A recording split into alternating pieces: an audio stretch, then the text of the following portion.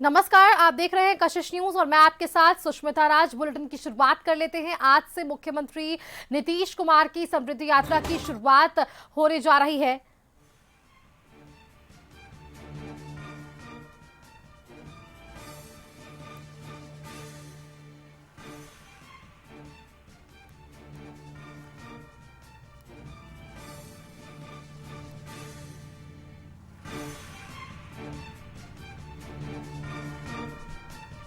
तो देखिए, राज्यसभा की 5वीं सीट के लिए आरजेडी ने पूरी ताकत झोंकी है। 5वीं सीट के लिए लालू तेजस्वी ने अपनी रणनीति बनाई है। तेजस्वी ने आरजेडी के सभी विधायकों को पटना साहिब तलब किया है। आज दोपहर 2 बजे तक एक पोलो रोड पर विधायक दल की बैठक है। एडी सिंह को राज्यसभा भेजने के लिए लालू ने मोर्चा संभाल रखा है। महागठबंधन के उम्मीदवार एडी सिंह हैं और एआईएमआईएम के सभी 5 विधायकों के संपर्क में लालू यादव भी हैं। बीएसपी के एक विधायक के लिए मायावती ने लालू से बातचीत भी की है।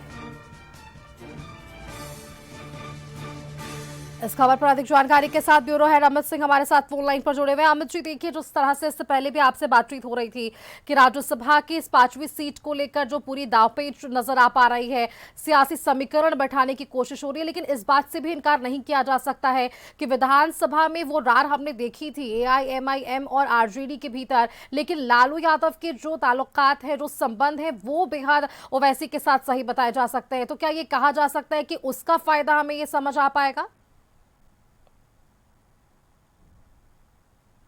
मंद, चाहे वो बसपा प्रमुख मायावती से हो या फिर ओवैसी असदुद्दीन ओवैसी के साथ हो, तो ये डैमेज कंट्रोल करने की कोशिश अब हो रही है आरजेडी की तरफ से।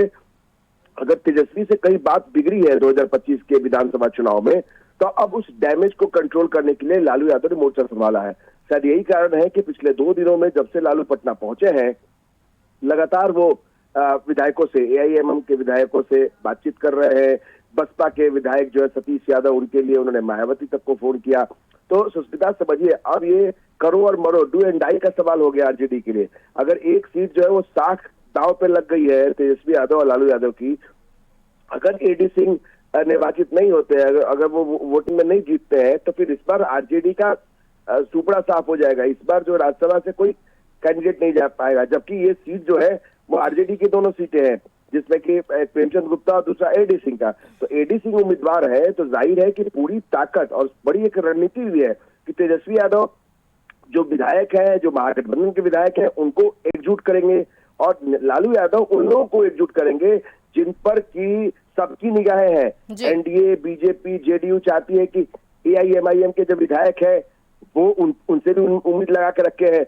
लेकिन सबसे बड़ी बात है कि आखिर लालू सफल हो पाते हैं कि नहीं। अगर सफल नहीं हो पाते हैं, अगर एआईएमआईएम के विधायक 5 का समर्थन नहीं मिलता है इस चुनाव में, तो फिर बड़ी हार मानी जाएगी, न सिर्फ तेजस्वी यादव की बल्कि लालू यादव के जो पिछले 3 दशकों में जो उन्होंने एक पकड़ बनाई है पॉलिटिकली, वहां भी कमजोरी देखी जाएगी। तो कहीं एक बड़ी कोशिश जरूर हो रही है सुष्मिता, और अंदर खाने से खबर यही आ रही है आरजेडी के कि भाई तमाम वो लोग, यानी 35 तो इनके पास है महागठबंधन के पास, 25 आरजेडी के, 6 कांग्रेस के, 3 आपको लेफ्ट के और इसके अलावा आईपी गुप्ता के, कुल मिलाकर अगर 35 होते हैं तो बाकी 6 की जरूरत है। तो एक बसपा के विधायक को मायावती ने कंसेंट मिल गया है, ये जानकारी सोर्स बता रहे हैं, और 5 जो बाकी जो बच रहे हैं 41 में से, वो 5 एआईएमआईएम के हैं, जिनको लेकर की कयास लगाए जा रहे थे कि तेजस्वी यादव से नाराजगी थी। तो अब लालू यादव आगे आए हैं और वो लगातार बातचीत कर रहे हैं। इससे पहले संजय जी ने भी,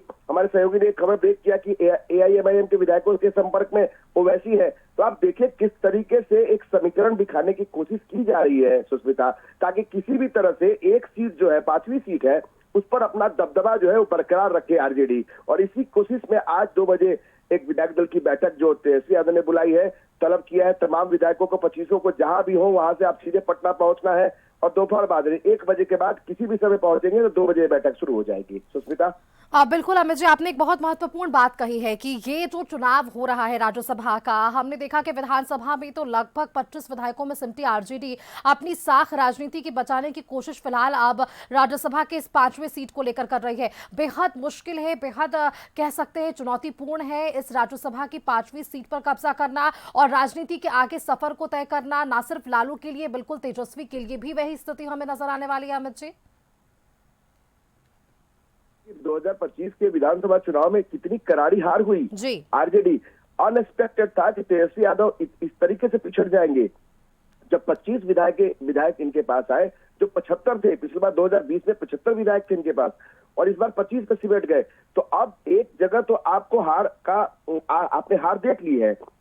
अगर यहाँ पे सुष्मिता राज्यसभा चुनाव में भी आपकी हार होती है तो फिर सवाल आपके नेतृत्व पे उठेगा, क्योंकि लालू यादव अब बुजुर्ग हो चले हैं। लालू यादव की वो पकड़ उतनी मजबूत नहीं रह पाएगी जितनी पकड़ तेजस्वी यादव की होगी पार्टी में और तमाम जो सहयोगियों को लेकर चलने में।